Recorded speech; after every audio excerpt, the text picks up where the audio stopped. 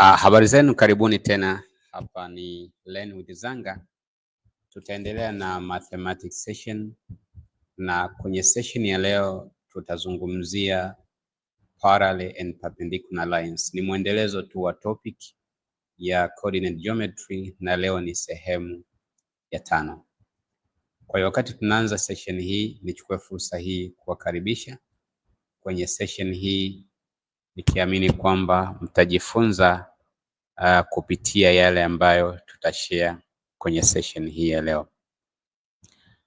Sasa tutaanza na sehemu ya parallel lines, kwa maana kwenye session hii focus yetu itakuwa ni parallel lines. So two lines which do not meet when produced infinitely are called parallel lines, and the angle between them is 0. So if you remember geometry, the parallel lines, actually these are the lines which when extended indefinitely never meet at all, and we indicate actually by extra arrow that these two lines are parallel to each other. So we are going to assume, suppose in the following figure, the figure we have here, of course, suppose in the following figure, L1 and L2 are parallel lines.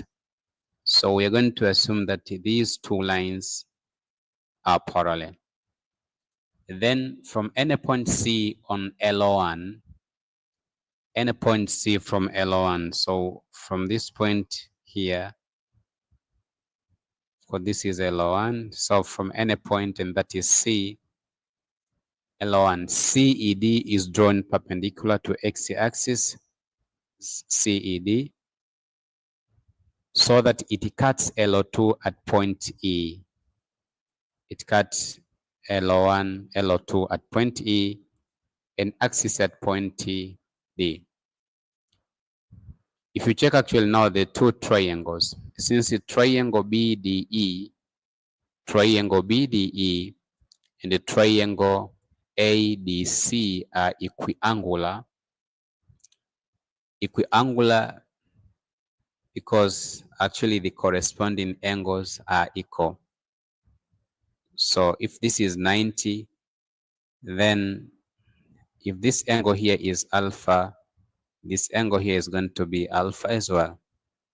And if this angle here is beta, then this angle here is going to be beta as well. So triangle BD is similar to triangle ADC by right angle, hypotenuse, then side. Okay. So from these two similar triangles, by using similarity theorem, the ratio of corresponding sides are equal. So in triangle BDE, side actually DE, if I take DE divided by CD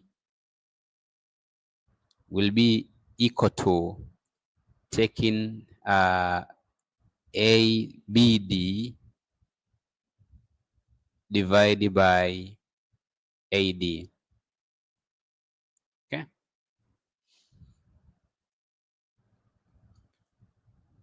So in this ratio we have here, it is possible to rearrange them by cross multiplication, so that you are going to have DE multiplied by AD.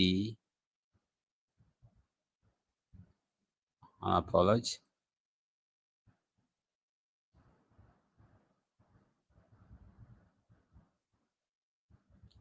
So we have actually DE being multiplied by AD.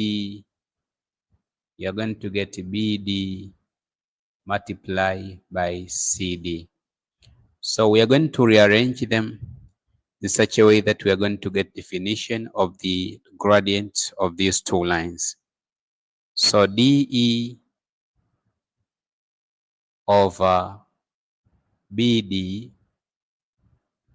will be equal to CD over AD. And actually,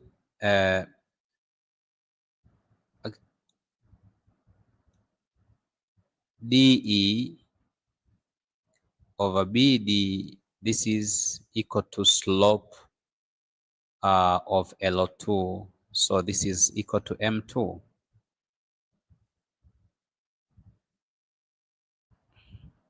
And also CD over AD, this is equal to M1.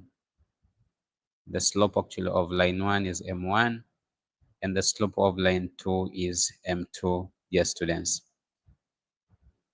And from here now,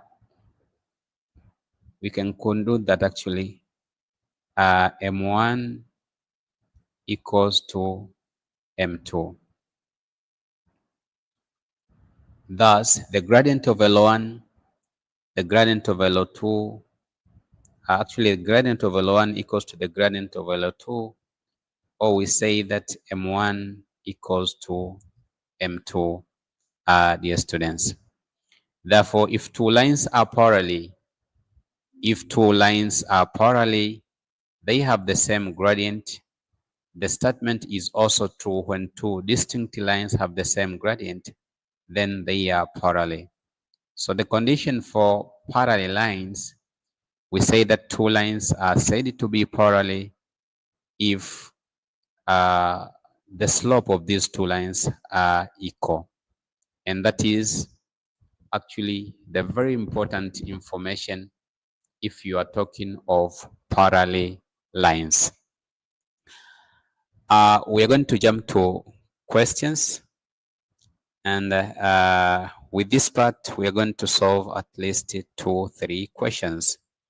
So the first question is, find the value of x so that the point A 1, 3, B -2, -3, then C x, x lie on the same straight line. So if they lie actually on the same straight line, it means we say that because point A, B, C are collinear, it means they are in the same straight line. So it implies that BA and BC have the same gradient. So if I'm going to consider BA, with BA, the slope will be change in Y over change in X. So we'll be having actually, this is X1, Y1, X2, Y2, and this is going to be X3, Y3, okay? So change in slope here will be taking actually Y2 minus Y1 over X2 minus X1. Finding the difference, putting the data, you have -3 minus 3 over -2 minus 1. So that is going to be -6 divided by -3, which is going to be +2. Going to BC, so the slope again will be change in Y over change in X. You'll be having actually Y3 minus Y2 over X3 minus X2. When you do that, you have actually 7 minus -3 divided by X minus -2. And this is equal to actually the other slope, which is equal to 2. So by solving this equation, actually you're going to manage to get the value of X. So you have 7 plus 3, it is 10, divided by X plus 2 equals to 2. You're going to cross in multiplication.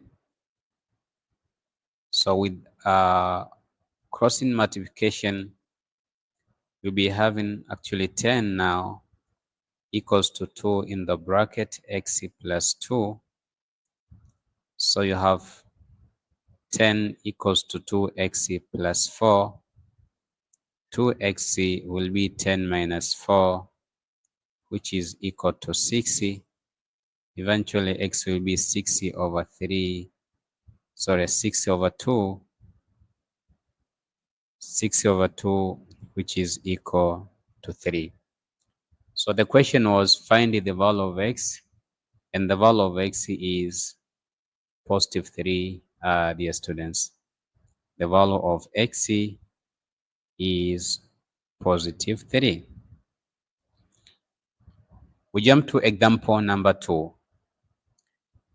A line through point 3, 1 is parallel to the line. We have another line here, which is 16x minus 4y equals to 23. Find the equation of the line. So first of all, we are going to find the equation of this line here. We have line 1, which is actually passing through point 3, 1. We have another line 2, which is having this linear equation here, 16x minus 4y equals to 23. You make y the subject here, you'll be having actually 4y equals to 16x minus 23. Divided by 4 both sides. When you do that, you get actually y equals to 4x minus 23 over 4.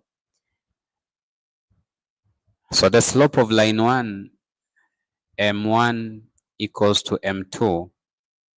And with this case, we see that actually m2 here equals to 4, because you have to compare it with y equals to mx plus c. So the slope here is going to be 4.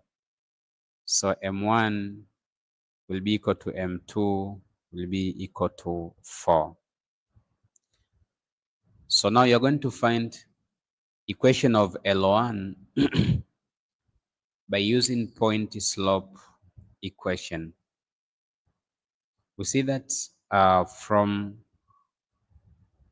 y equals to mx minus x1 plus y1. So we are going to call this x1, y1, and then you're going to plug here so that you have y equals to m4 x minus x1, which is 3 plus 1. To open the bracket, we have actually 4x minus 12 plus 1. Eventually, the equation will be y equals to 4x minus 11. So that is the equation of a given line, dear students. That is the equation of a given line. We jump into another example.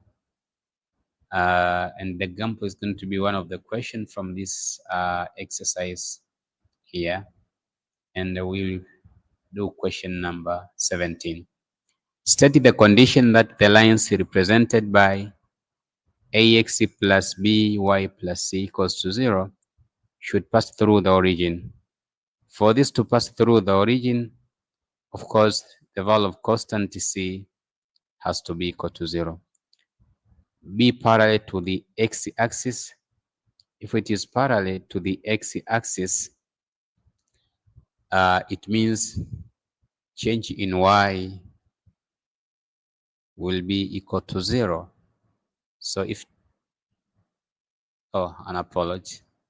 If it is parallel to x-axis, of course, change in y will be there, but change in x will be equal to 0. And with this condition, obviously we're going to have a line ax equals to minus c, and x will be minus c over a. Be parallel to the y-axis. For this to be parallel to the y-axis, of course, change in y now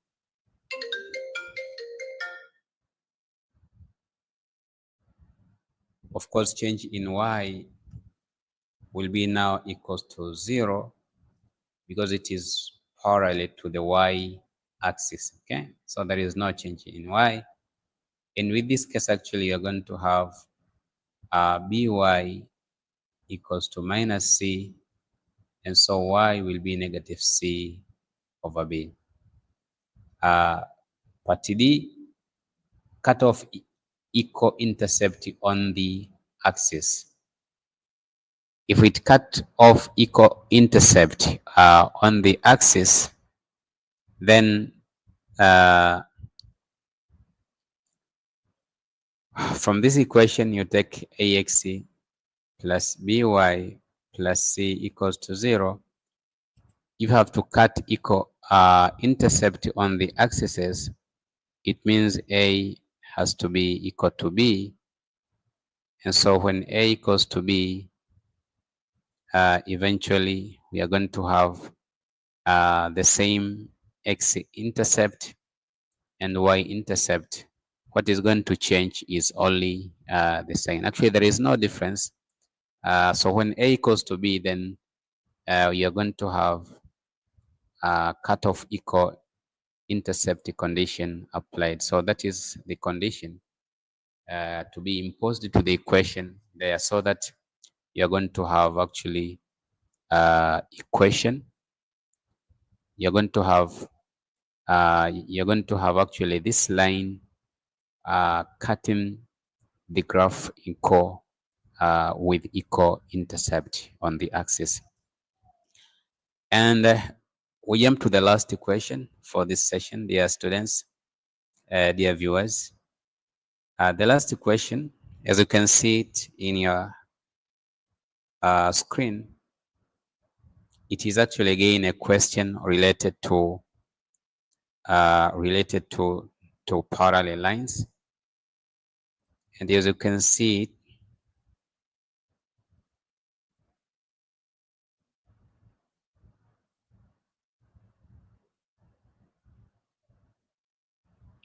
find the coordinate of point on the x-axis so that the line joining it and the point here above is parallel to line whose gradient is 3,4. So the point on x-axis will be maybe a, 0.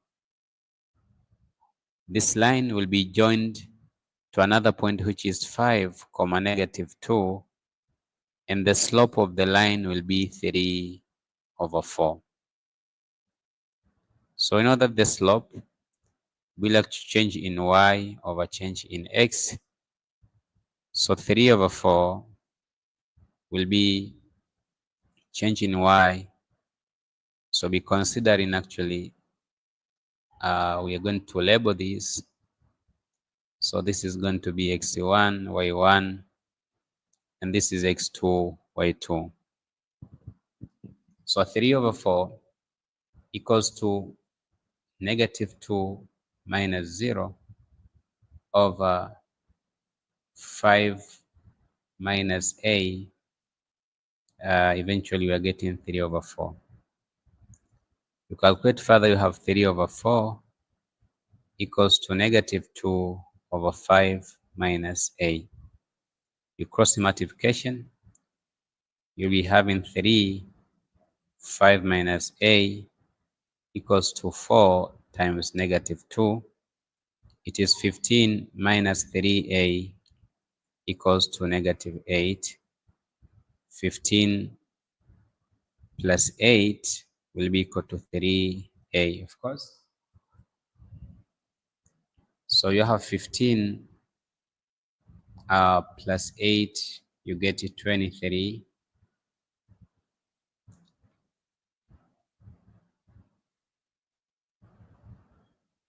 So 3a will be equal to 23. So the value of a is going to be 23/3, dear students. So that is solution for the selected questions in our session. Again, we managed actually to cover this important part in mathematics, linear with actually coordinate geometry, but a subtopic of parallel lines. In the upcoming session, we are going to see we're going to see perpendicular lines. If you follow up actually what we are covering here, so you're going to see continuation of the topics we are covering. So I wish you all the best in your mathematics learning journey. See you in the coming session. Kwaherini.